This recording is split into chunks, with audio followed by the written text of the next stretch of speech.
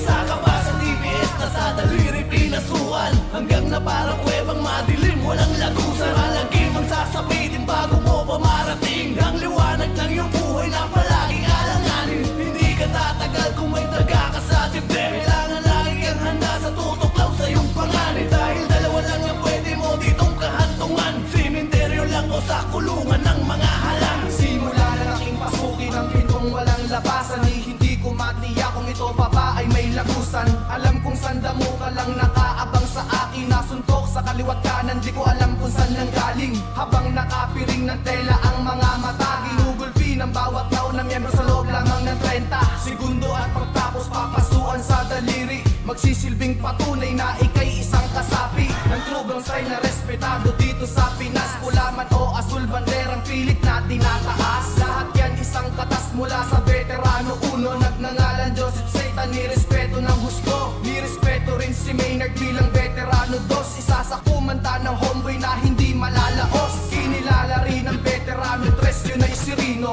maging si Edward na pumestong veterano 4. Isa ka ba sa TBS na sa daliri pinasuan? Hanggang na parang kuwebang madilim, walang lagusan. Malagim ang sasabitin bago mo pa marating ang liwanag ng iyong buhay na palaging alanganin. Hindi ka tatagal kung may taga ka sa dibdib. Kailangan lagi kang handa sa tutuklaw sa iyong panganib. Dahil dalawa lang yung pwede mo ditong kahantungan, sementeryo lang o sa kulungan ng mga halang.